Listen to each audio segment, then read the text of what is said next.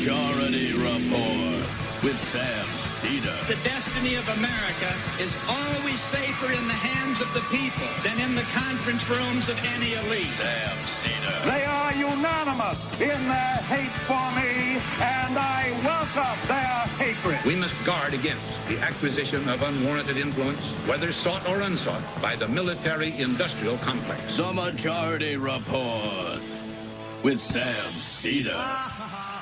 Ever get the feeling you've been cheated?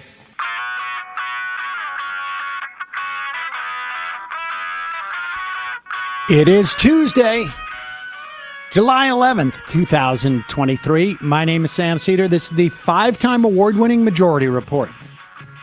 We are broadcasting live steps from the industrially ravaged Gowanus Canal in the heartland of America, downtown Brooklyn, USA.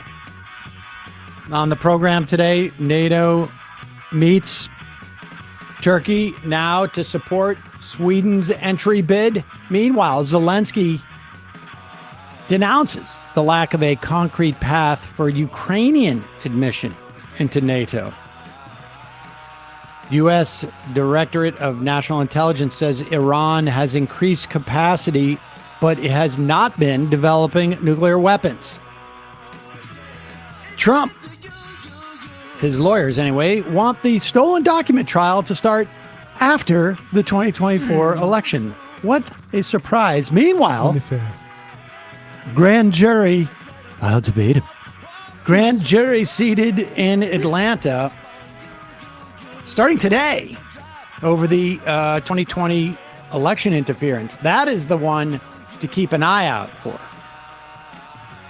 Meanwhile, Republicans, a missing Biden crime family witness turns up after being charged with attempting to sell weapons to Middle East countries and also breaking Iran sanctions.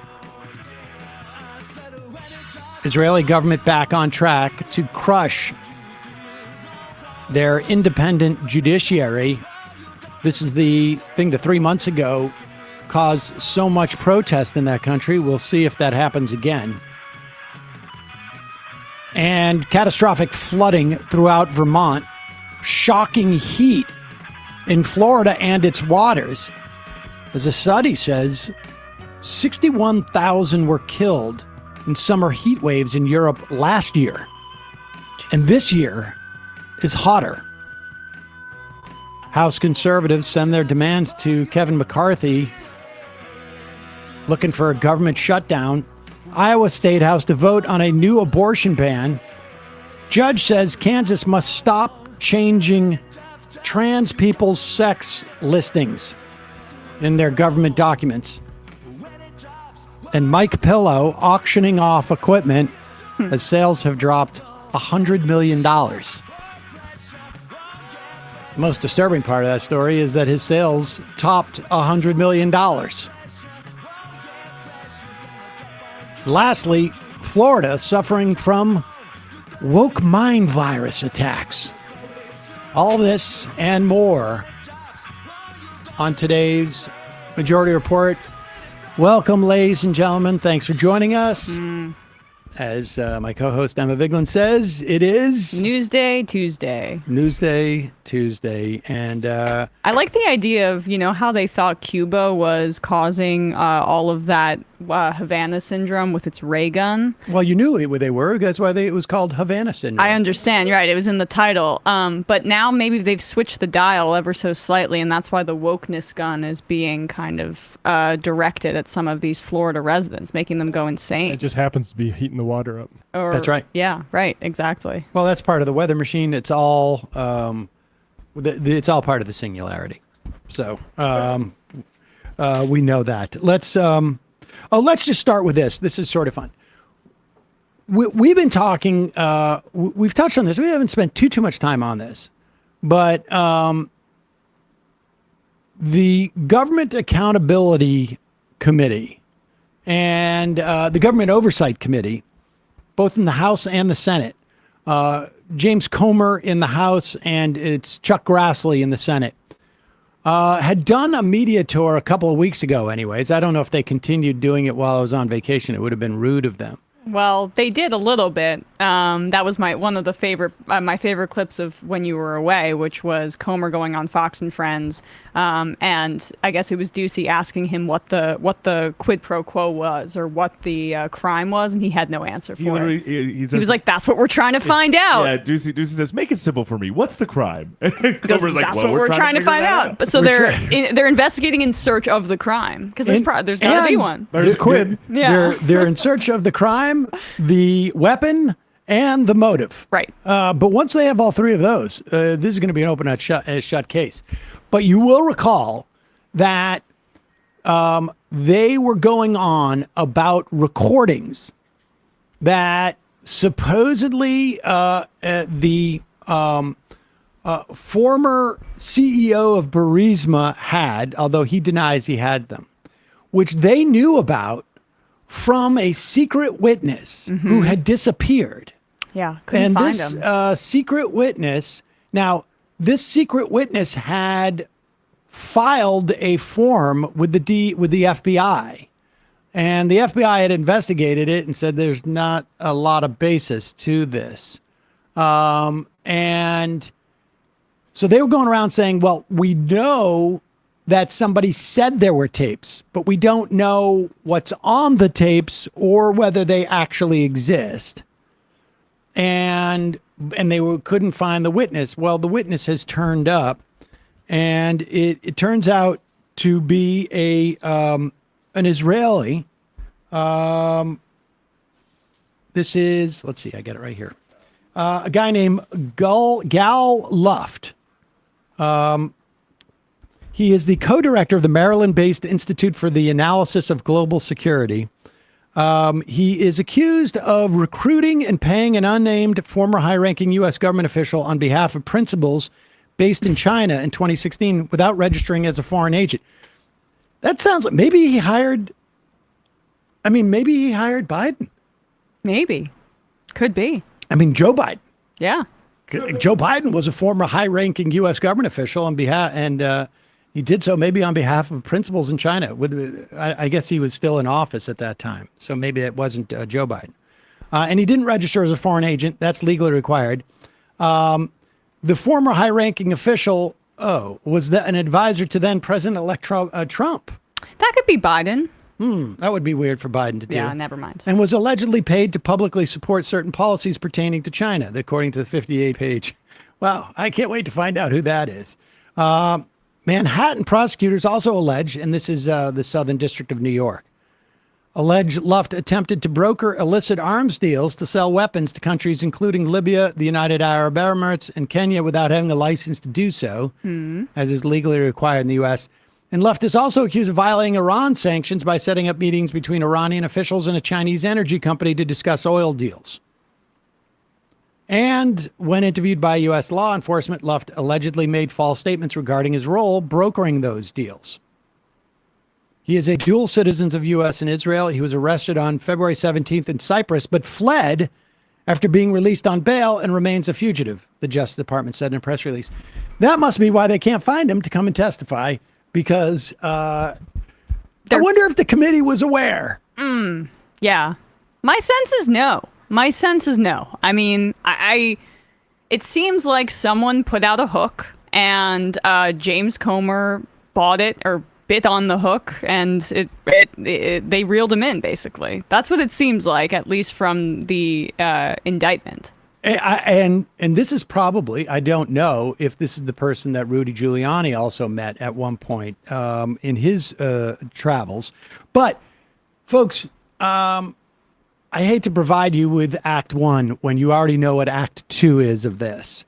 But how are they going to respond to the idea that this guy has been essentially charged as being a spy for China? I mean, unregistered. I mean, but that's what the implication is, at least from the Justice Department. And if this had happened to someone who was a Democrat, I mean, we saw how they won't shut up about the Swalwell thing. Right. Like, I mean, let's be real here. Yes, but that said, I think you already know how they're going to respond to this. Nevertheless, here's the clip. James Comer the chair of the House Oversight Committee, and Jim Jordan, the guy running in terror from the fact that the lawsuit against the University of Ohio is going to Ohio State, sorry, is going to proceed, and obviously his name's going to come up because he, according to victims of a predator, sexual predator, covered up for him. But nevertheless, here he is talking about something different. Congressman Comer, today in the U.S. Attorney's Office for the Southern District of New York, they announced charges against Gal Luft, who claims to have provided the FBI with information on the Biden family's business dealings in China. He says he's not a Republican or a Democrat. Pause it. He was just what's interesting is the charges.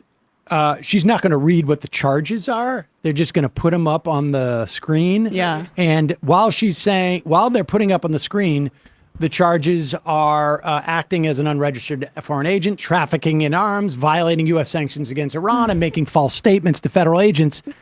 She is literally just talking about other statements that he supposedly made to the FBI. It's an interesting little technique there. If I have the choice of reading or just listening to her dulcet tone, why would I She would read? never editorialize, Sam. I mean, to be honest with you, that if she were to get a little more explicit, that would mean Laura Ingraham would be trafficking in opinion. So Okay, go backwards here and let's watch that little move again. But go ahead. I want to make it clear for the folks at home that she is providing the information as to why he was arrested.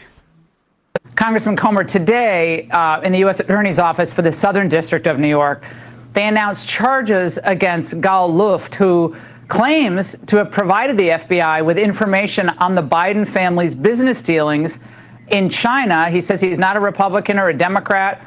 He was just concerned about a potential president of the United States having such incredible conflicts or perhaps be compromised.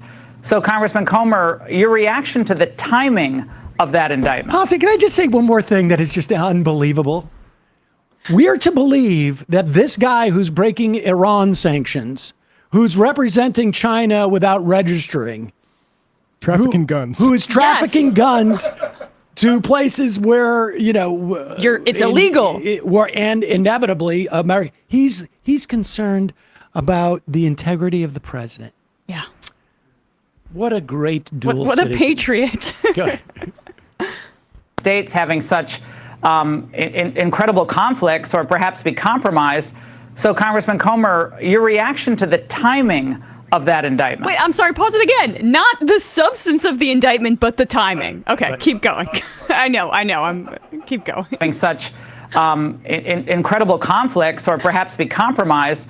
So, Congressman Comer, your reaction to the timing of that indictment?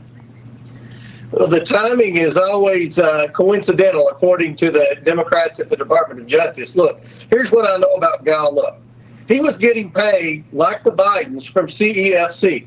We want to speak with everyone that we can find who was also on the payroll of CEFC, like the Bidens. And anyone who says we shouldn't take Gal Luft's allegations seriously discounts the fact that the Bidens wanted to share office space with CEFC, even going so far as to say that Hunter wanted to make an extra set of keys for both Joe Biden, Jill Biden, and the president's brother, Jim Biden. So this company that Gal Luft was working for, who he was getting paid for, is the same company that the Bidens not only were getting paid for, they were also sharing office space with. So we definitely want to hear more about these allegations, and we want to see the notes from the FBI meeting. They sent 6 FBI agents, according to Gal Luft, to Brussels to interview him. I mean, obviously, they were concerned about something he had to say. There's some level of credibility there. So there are a lot of questions here, and it's just amazing the Department of Justice moves so quickly against some people. But then, Laura, the ultimate irony is one of the charges they levied against him was not being a registered foreign agent, which is the main thing that we've said the Bidens were all along, unregistered foreign agents. Oh, well, Congressman Jordan. I mean, this plot move was to be expected. Now we know why they couldn't find him, though. Yeah. At least now they can find him. I mean, it's true that Hunter Hillary got to Biden him. did make money from the CEFC, which is this Chinese energy company. This is from the Washington Post. Over the course of 14 months, the Chinese energy conglomerate and his executives paid $4.8 million to entities controlled by Hunter Biden and his uncle, according to government records. Blah, blah, blah. That was, I guess, in 2017-ish, right? And on. But the point is that this is just like kind of standard nepotism corruption for a lot of these children associated with, I mean, I'm not even going to call it corruption, but like these are the opportunities that these children of powerful people get. It is dwarfed completely in comparison and in severity to stuff that Kushner and Ivanka and Don Jr. were doing. I mean, it's ridiculous. I think it's even though Biden was, Joe Biden was out of office at that point, we should recall. Yeah. I think it's, corrupt in the most broad general sense. Yes. Yes. And it is, I think, probably legally corrupt in the case of the Trump children. Nevertheless, the whole thing is problematic. But the idea now that Joe Biden is also a Chinese spy. Well, that's the thing. Is like they're only upset because they wanted to use this as a way to agitate against China. Like, and they hide the ball here. But like when you go to again Truth the Vote, Trump's vote thing, you think it's going to be about like voting machines, but it's about how China owns the Democratic Party. Right.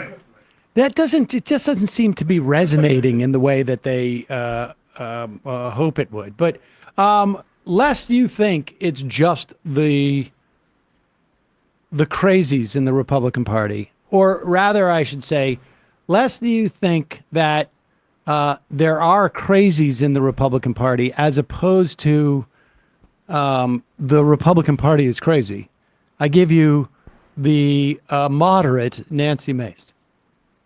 Reaction to this indictment of Gal Luft.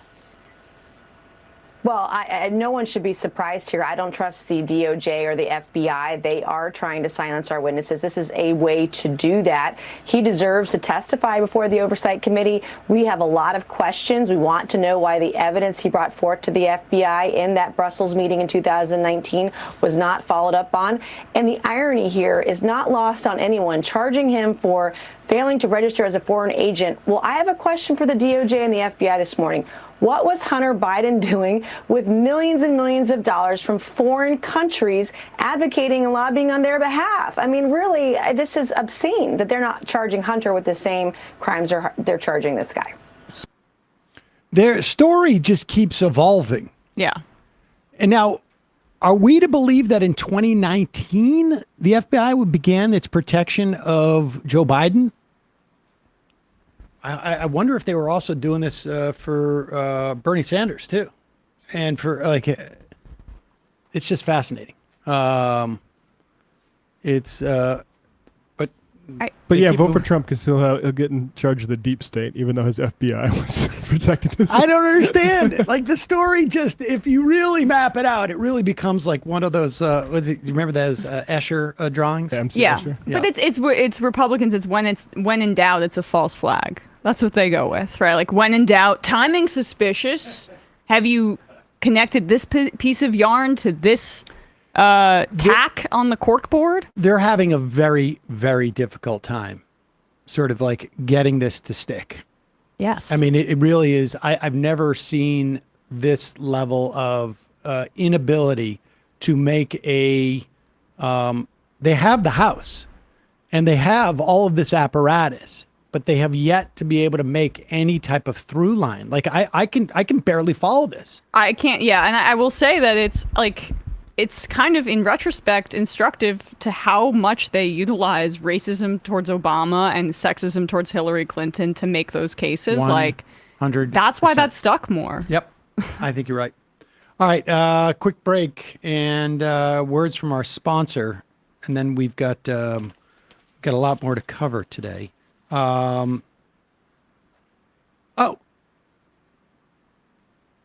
Folks, one of the things I have found, just to give you a little piece of advice, is that when it comes to actually helping yourself,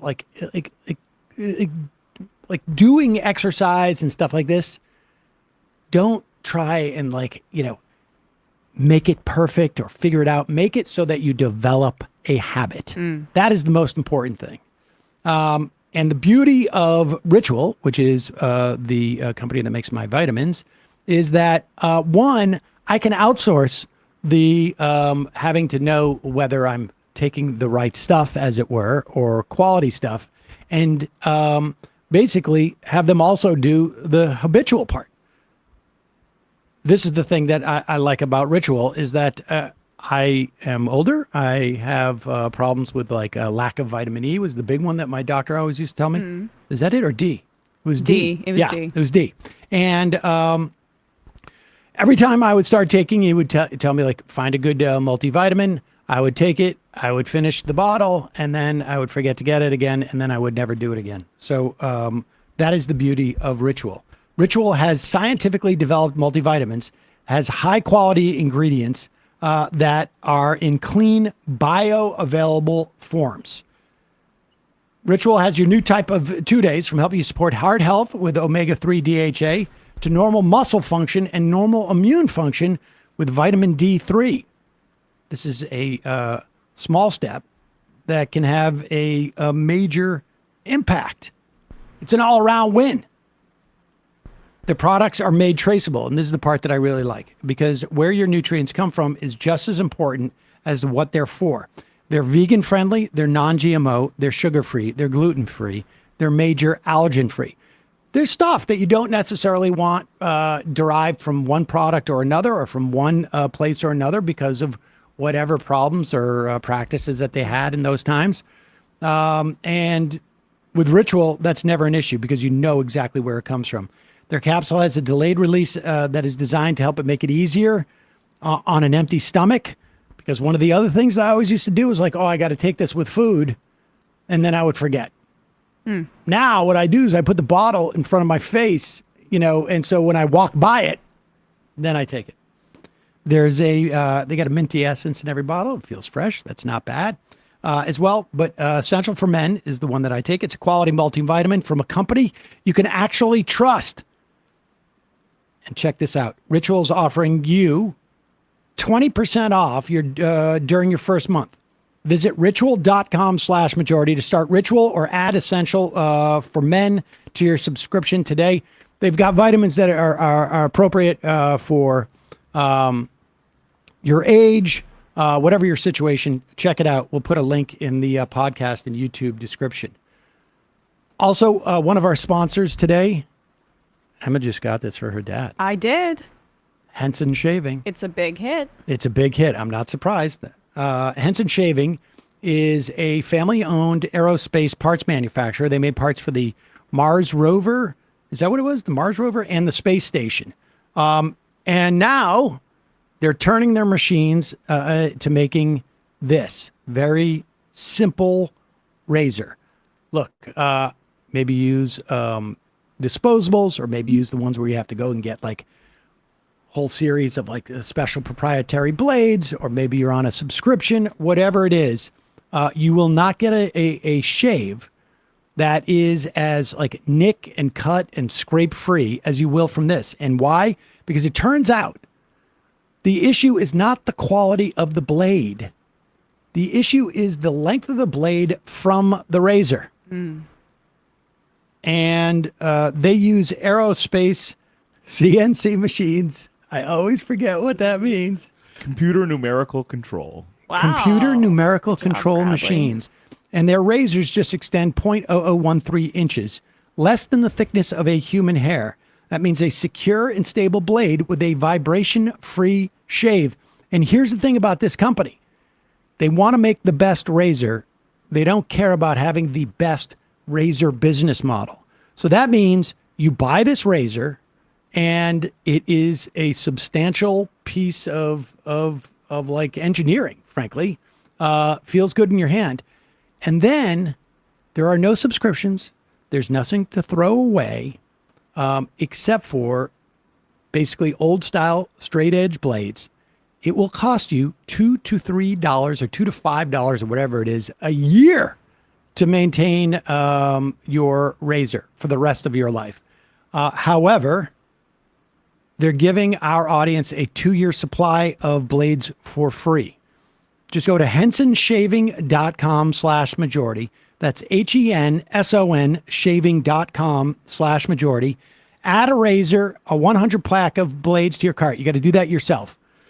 Add the 100 blades to your cart.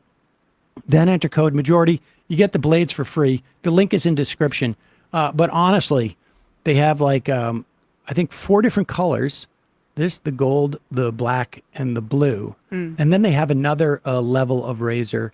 And it's a great gift, but it's also like, this is the last razor you'll ever need. They also got little things to evacuate. Check it out. You will not be, you'll be very happy you did. Your dad was psyched. He was, yeah. It's good for like sustainability too. If you're getting those plastic disposables every time, it's a lot of plastic to throw out. So exactly. All right, let's get into where are we at here? We should just at least touch on, and maybe we'll have someone at the end of. We could have like at the beginning of next week or something, somebody to sort of give us a bigger roundup on the implications of what's happening in NATO. But it appears that Turkey has dropped their objections. Yeah.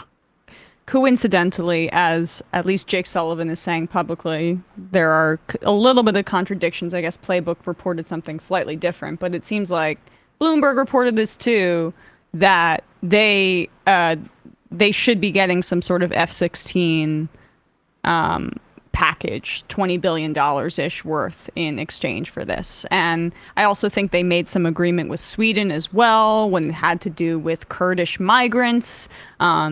Sweden's just elected a right-wing coalition there, so they were a little bit, I think, more open to some of the xenophobia that was coming from Erdogan. But this is like a major step, right? With Finland and Sweden as well. I mean, this just shows to how badly Putin miscalculated in his invasion in Ukraine here. Like, right now, it's not, I think, viable for Ukraine to join NATO in the midst of active warfare. It's just, I think, like, despite what Zelensky's saying publicly, it seems like there's probably more pessimism behind the scenes than is being outwardly projected. But I just saw this piece in Politico saying that he was publicly denouncing negotiators for not offering Kyiv a concrete path to joining NATO. Right. And I think, what it also sort of like indicates to me, it's not just a question of the hesitancy being that there's an ongoing conflict there. I don't know that NATO wants to have the responsibility of actually entering into a conflict at any time in the future. Russia has shown the potential that they would invade. I mean, maybe that was part of like the Putin's sort of like, I think, gambit was that this is going to show why you don't want to be sort of like so committed to the defense of Ukraine. But remember, this all started when Russia, and I think, frankly, the U.S., certainly everyone else thought that if Russia was to invade Ukraine, it would be over in a week. Yeah. And you remember, I don't think that the Europeans were believing the U.S. government, where for months the Biden administration was saying they're going to attack. They have plans to attack. They're amassing at the border to attack. And not only did no one believe them, a lot of people were saying this is just a way to drum up, to sort of get Ukraine in NATO. And so But U.S. intelligence was right on that front. I mean, they were surprisingly so right. But yeah, I mean, it just is a big development because if Putin's effort was desire really was to weaken, to invade, to prevent Ukraine from joining NATO, essentially, and doing so preemptively, or he wanted to weaken NATO in some way, the opposite has happened. Countries who have felt threatened have coalesced and now joined NATO. Right.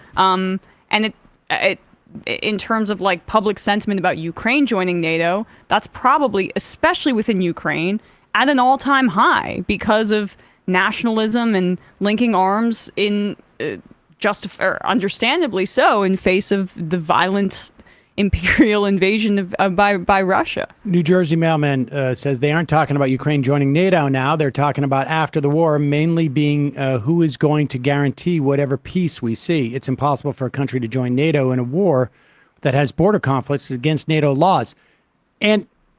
But they theoretically could create a framework post-war borders.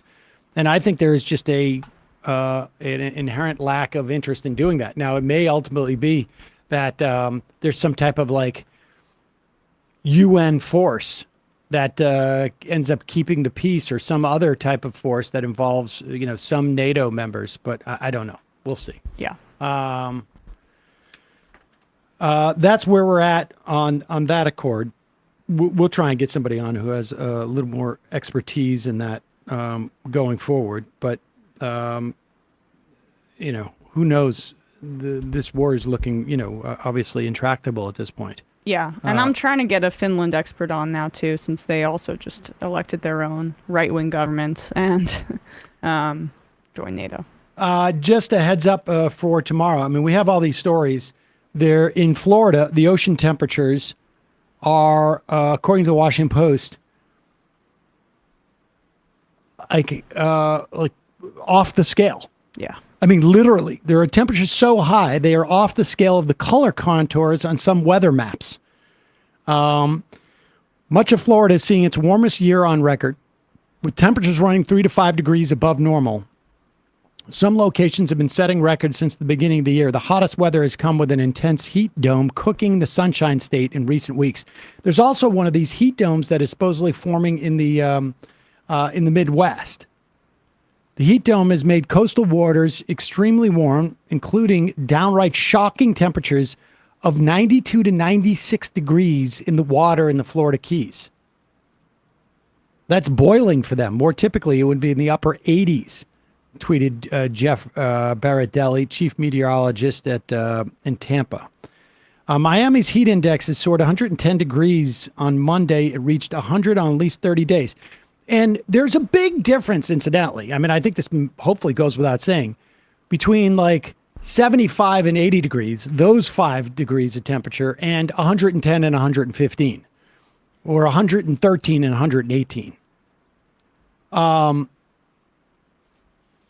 You have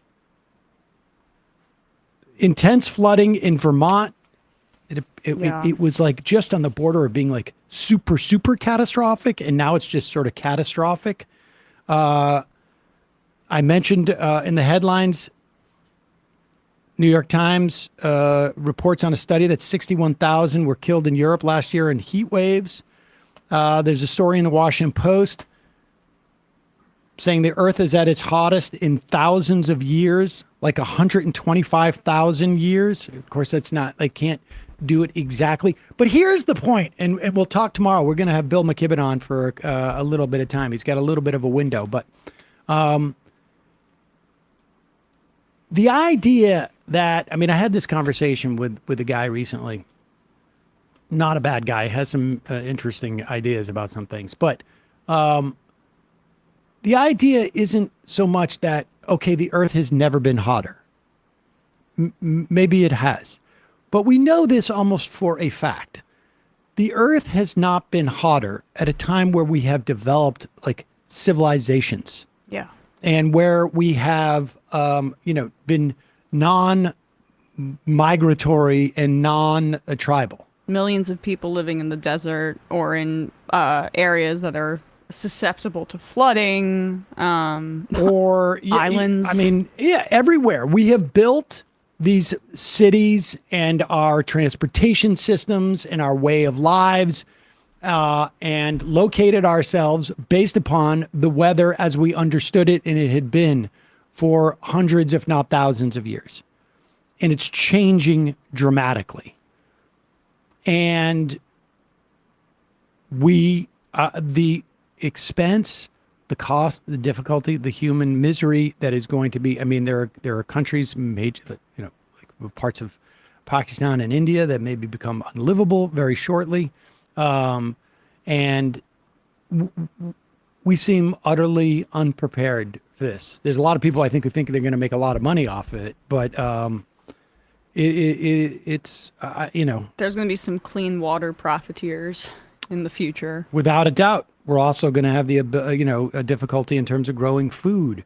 Yeah. I mean, there's a whole host of things because if we're not at an inflection point already, we will be soon enough. I think almost inevitably at this point, because we're just not seeing any of the political will that is necessary. But we'll talk more about Bill McKibben tomorrow. It's going to be too short, and we're going to have to have another. We're going to have him back on. But it's all we can get him for tomorrow. So I just wanted to give everybody a heads up about that. Has Bill seen the clip where Obama tells Malia that it's actually okay that he didn't do anything, and that's fine if we blow past like 3 degrees Celsius? Have you haven't heard of this clip yet? What? Yeah. Well, we have. Didn't you send it last night? Half, yeah, maybe. we'll do it in the fun half. Okay. Well, let's do it now. Yeah, sure. All right. Number 11. I have not seen this yet. So what was this? This was, I guess, Obama speaking to... Obama did an interview with Hassan Minhaj right. about 2 weeks ago, but he posted this clip a few days ago where he was like, here's the advice I would give Malia and her friends. Oh, sorry. It wasn't actually with Malia. Okay, yeah. It was with Hassan. But essentially... But he's directing it to his... daughter. Yeah. To his daughter, and like, I guess the sounds like maybe Malia's not visiting as much as he might want. Maybe some of her friends are in DSA or something. Yeah. Right. One can only hope. Malia comes to me. She says, "You know what? She's 24. All our friends.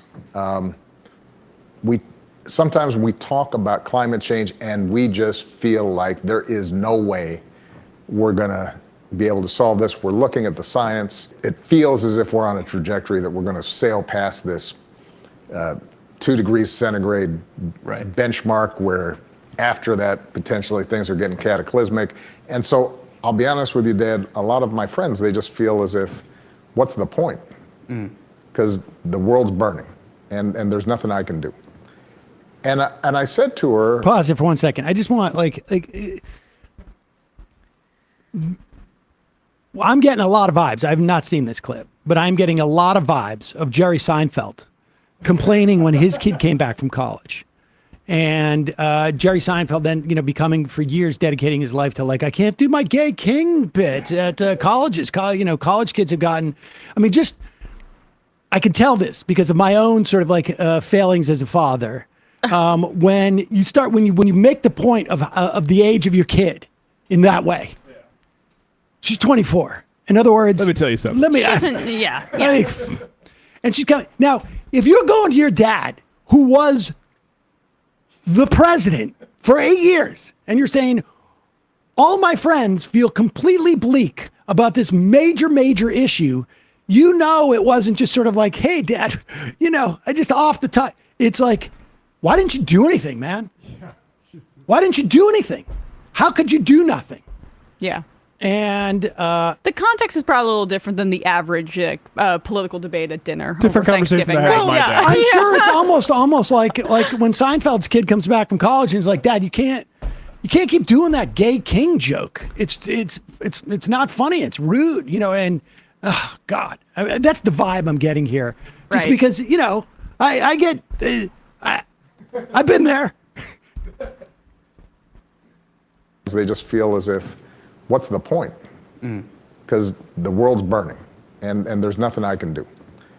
And I said to her, well, she asked me, what should I say to them? Right. And what I said to her is, look, we may not be able to cap temperature rise to 2 degrees centigrade. But here's the thing. If we work really hard, we may be able to cap it at 2.5 instead of 3. or 3 instead of 3.5. That extra centigrade, that might mean the difference between whether Bangladesh is underwater. Right. It might make the difference as to whether, 100 million people have to migrate, right, or only a few. Right. And these incremental changes that matters. Yeah, I see. What it makes a difference. Sure. And it's worth fighting for. And it's worth fighting for. And you can't descend into nihilism and not try to save those 100, 200, 300 million people. It matters. That's a lot of I agree people. with it. Yeah, that's a lot of people. That's a lot of people. But the reason that there is nihilism is because you are already conceding that we are unable to stop this and that we have to do enlightened centrism about the burning of the planet. And if your daughter, who is the daughter of a president, probably has the most access of like almost any child her age in the United States, is having that reaction, what do you think the level of despair of people in the global South are, who are going to bear the brunt of this and don't have the ability to like be members of the wealthiest country on the planet, where, I mean, there's still a lot of immiseration in the United States, but we all know that climate change makes its effects most acutely felt in the global South, where there's even less protection. I mean, here's the thing that bothers me about this, is that and I'm trying to separate it from like my knowledge of what his post-presidency has been and what his presidency was. But there is only really one response for someone my age or his age, and particularly, with the role that he played in our society. Yeah. And that is when your kid comes to you at that moment, is to say, I'm sorry. We effed up. Mm-hmm. We effed up. And it is unclear how bad this is going to get. And then you can go into, you got to keep fighting, because it's all going to be about mitigation.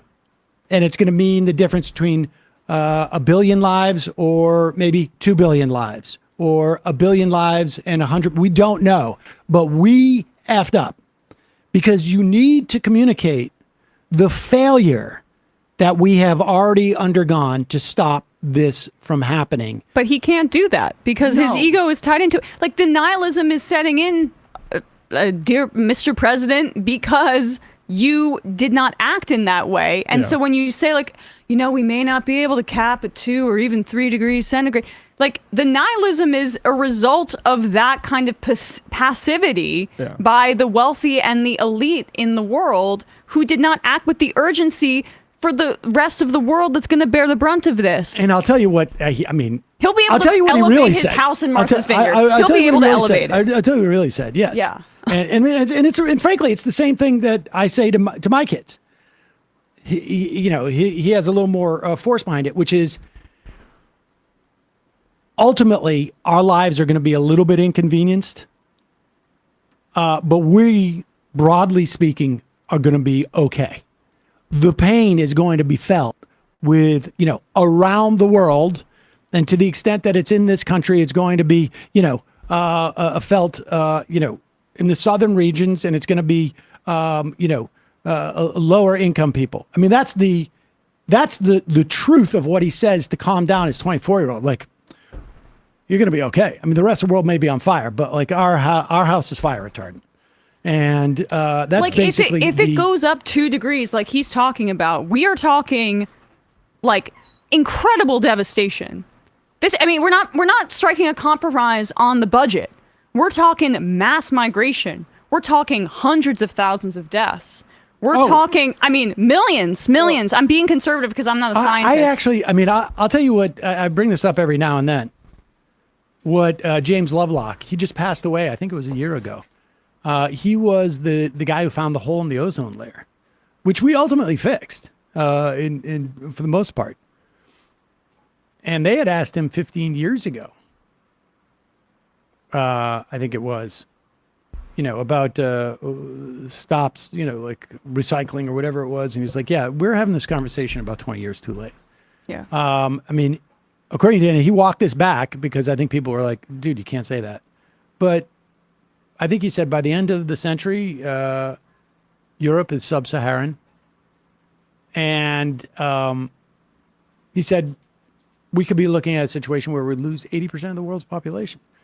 And that, we're talking billions.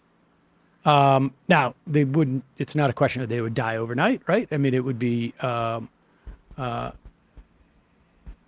of the world become inhabitable, but we would supply. have huge famines. Right. We would have wars over resources. I mean, this is, and so, you know, anytime anyone in my generation and older is asked, like, what do we, you know, my friends are afraid. And the first thing has to be an acknowledgement of, like, that's not an irrational fear. But there are things that you can do that can mitigate what happened, but we effed up. Don't you know, like, you guys got to take control and in many respects, not listen to your dad. That's the problem, is like the biggest problem with is what he says is this infantilized language of we just got to work hard. What is that? Was that what you did?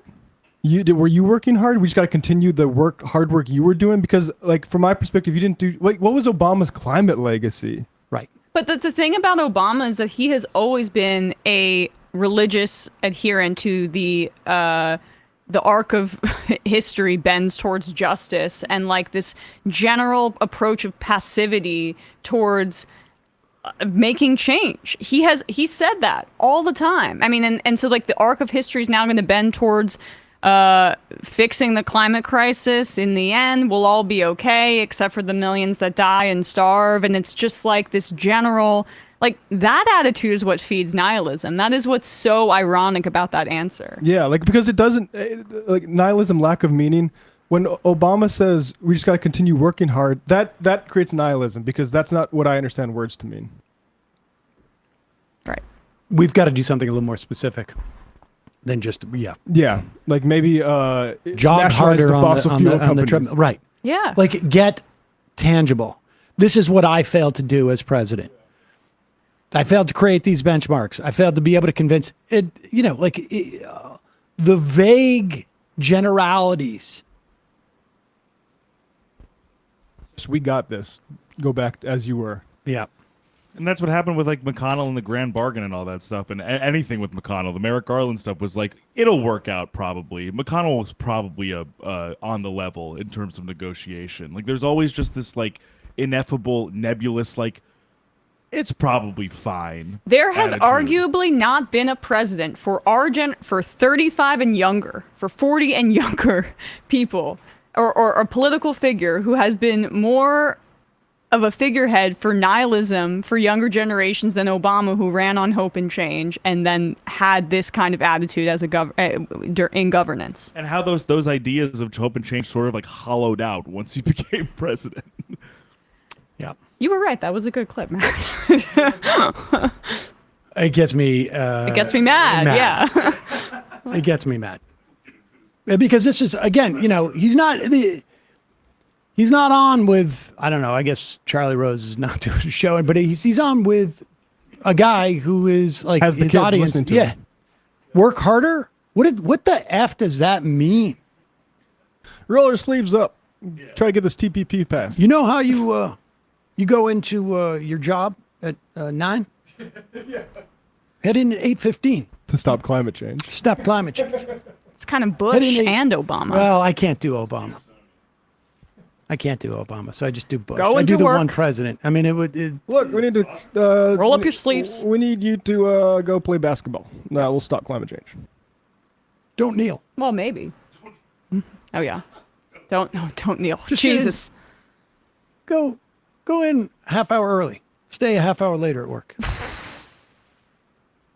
Instead of making 5 phone calls, figure out where you 10. can be more valuable to the company. Climate change will be solved. Ugh. I didn't need that.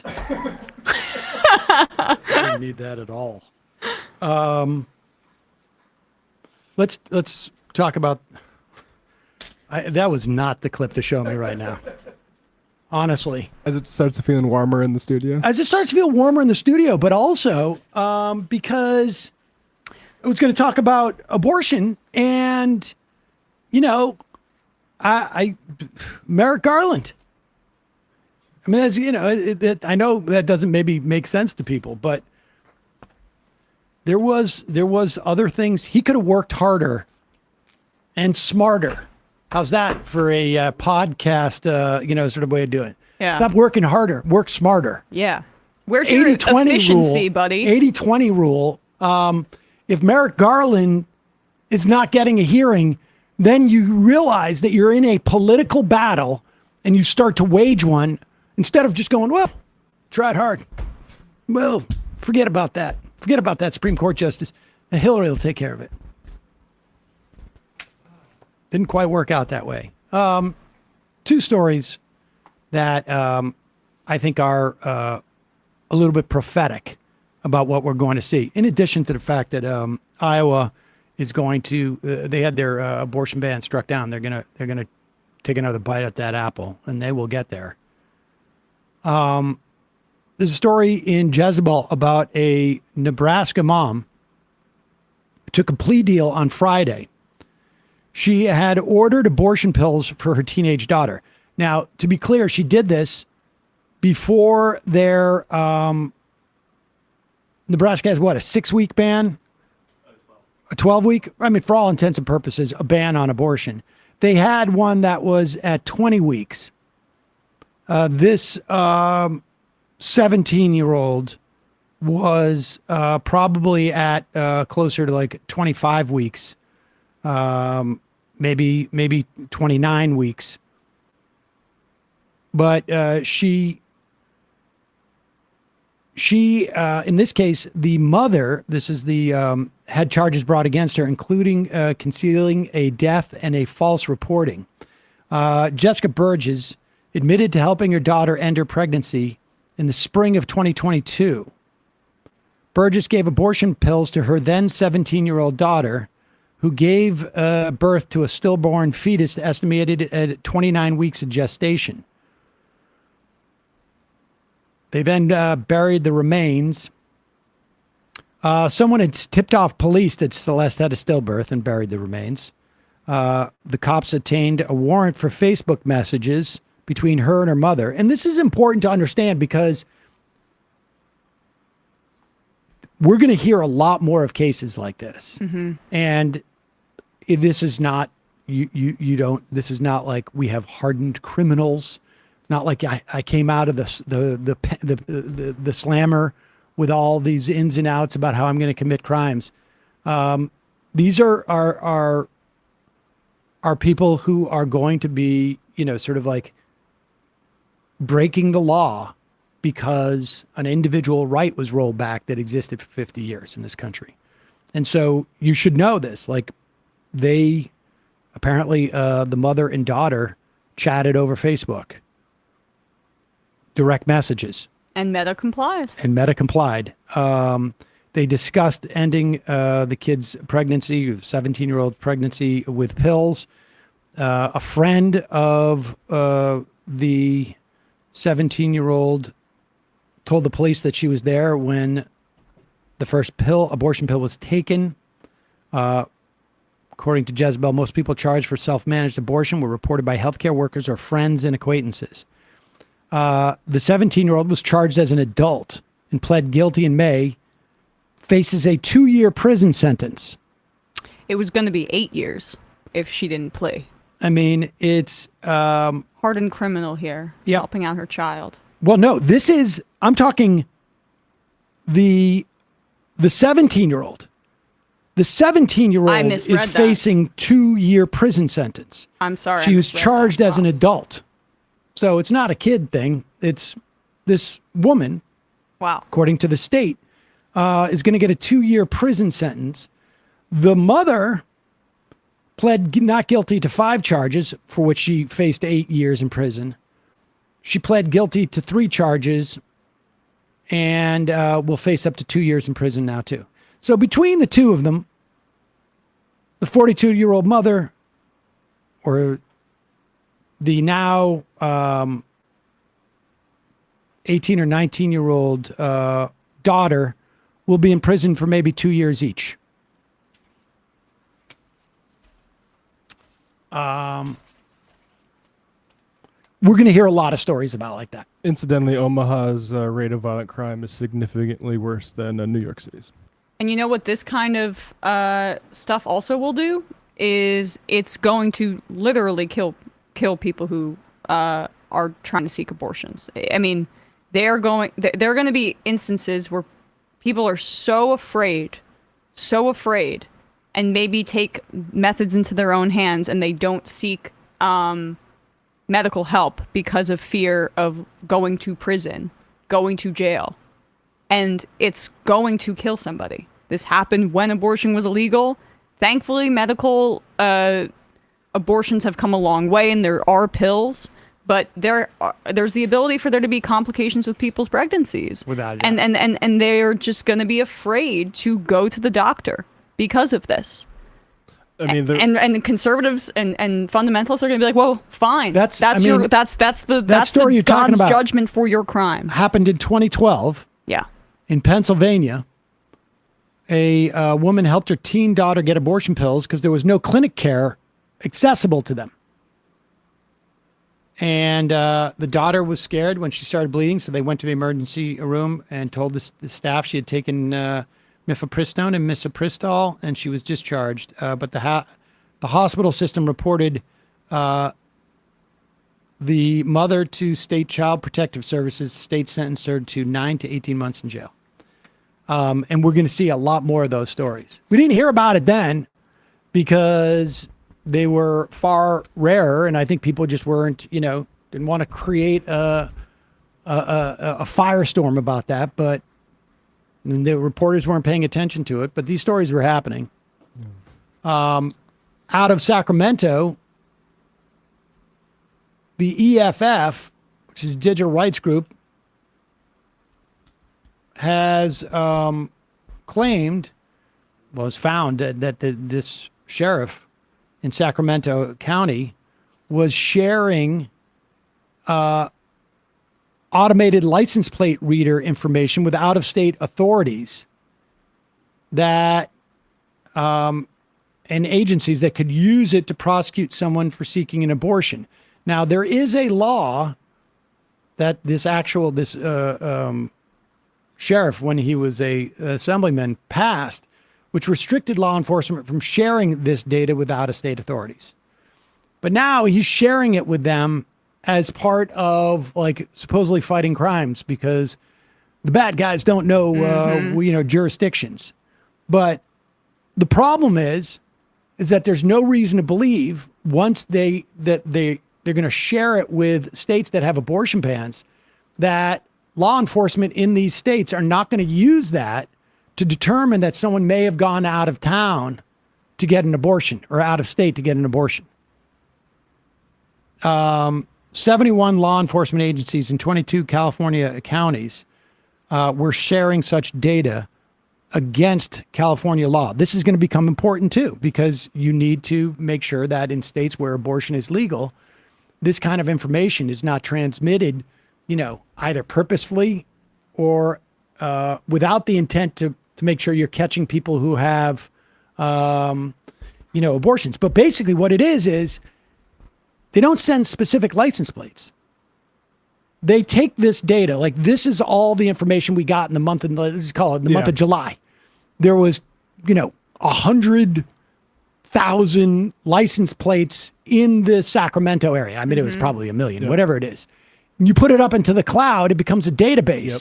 So if I'm in Iowa or Nebraska or Kansas, or I mean, I guess not Kansas, but one of these states that is outlawed abortion, and I am pursuing a case where I think someone left to get an abortion, one of the places I stop is this database, search this person's license plate number, and if I see they were in California at this time when there was a report that she was pregnant in April, and then I have she's in a car in May in California, and then in June she's back in state and not pregnant anymore, that's what that's the danger Do there. people have an appreciation of these automatic license plate readers? Because you described it well. I saw this when I was on jury duty. The capabilities of these things are insane. What happens is cop cars or whatever, law enforcement vehicles, automatically scan every plate around them automatically. During the Peacock show, I interviewed a couple of people, I think, who were talking about this. These were becoming like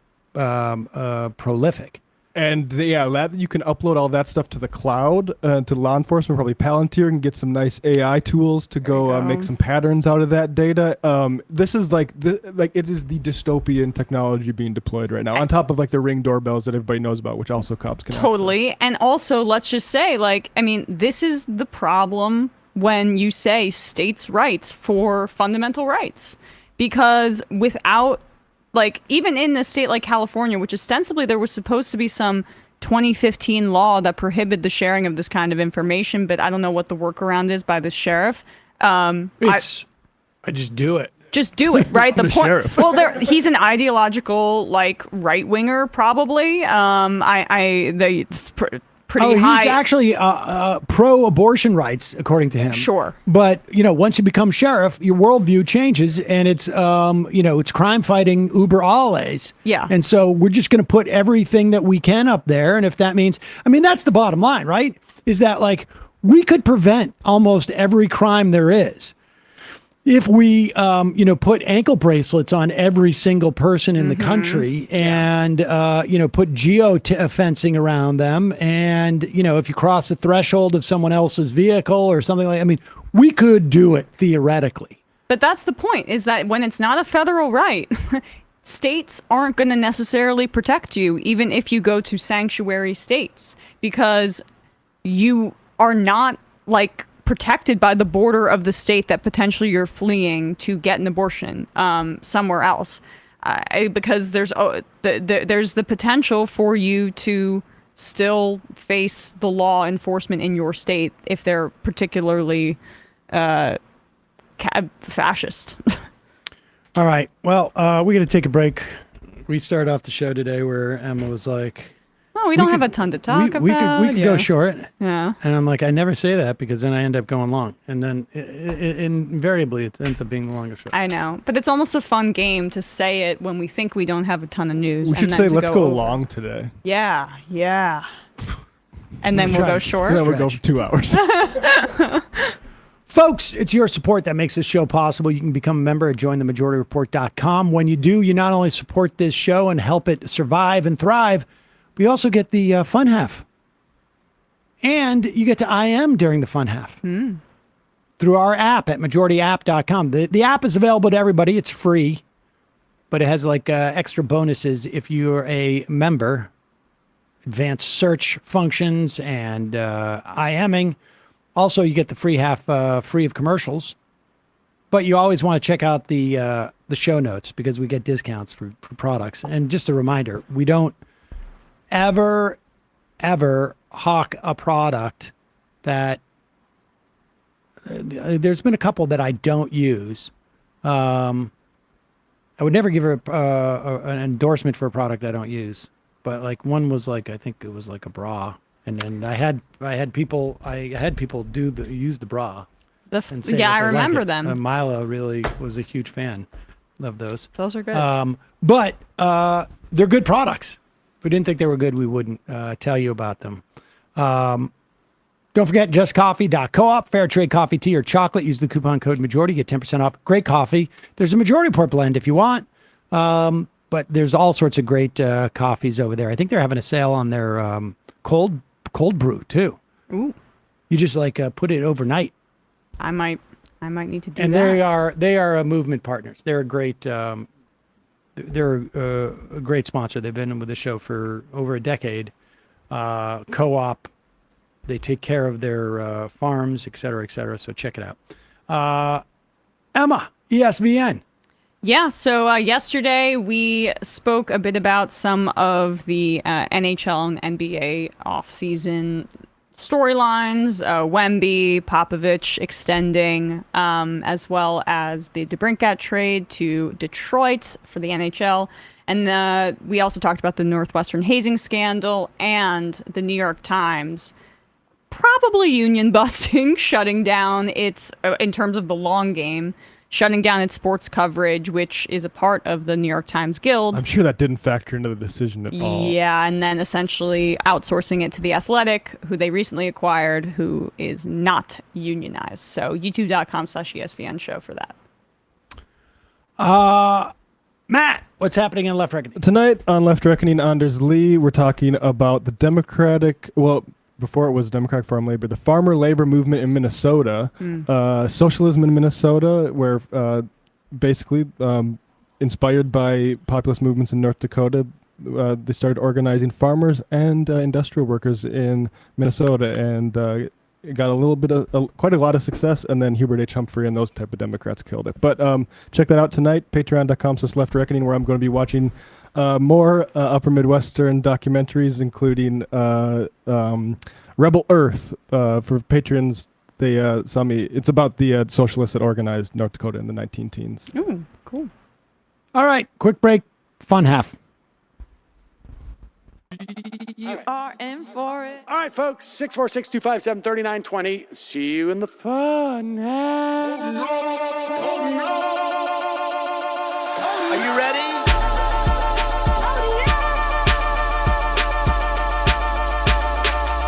Who sent us this? Alpha males are back. Boy is back. And the alpha males are back. Just as delicious as you could imagine. The alpha males are back. Boy is back. And the alpha males are back. Just wanna degrade the white man. Alpha males are back. I take all of it to my throat. Alpha males are back. Snowflakes has what? The alpha males are back. You are a madman. And the alpha males are back. Oh no, Sam Seder! What a fucking nightmare! Bring back DJ. Yeah, or a couple of them. Just put them in rotation. DJ Denner. Well, the problem with those is they're like 45 seconds long, so I don't know if they're enough of a break. That's fucking nonsense. You see white people doing drugs, they look worse than normal white people, and all white people look disgusting. And the alpha males, psych, fuck 'em. Snowflake says what?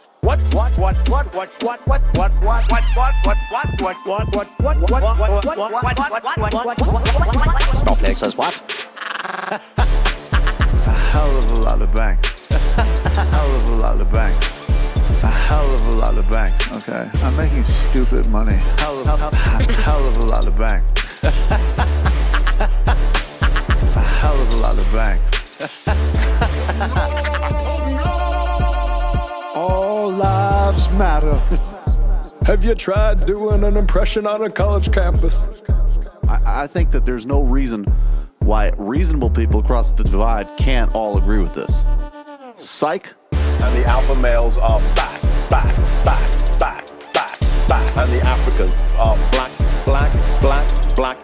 African. And the alpha males are black. And the Africans are back. When you see Donald Trump out there, doesn't a little part of you think that America deserves to be taken over by jihadists? Keeping it 100. Can't knock the hustle. Come on, fuck 'em. Things I do for the bigger game plan. By the way, it's my birthday. Happy birthday to me, Jew boy. I have a thought experiment for you. And the alpha males are back. Africans are black. Alpha males are black. Africans are back. Come on. Someone needs to pay the price for blasphemy around here. I am a total pussy.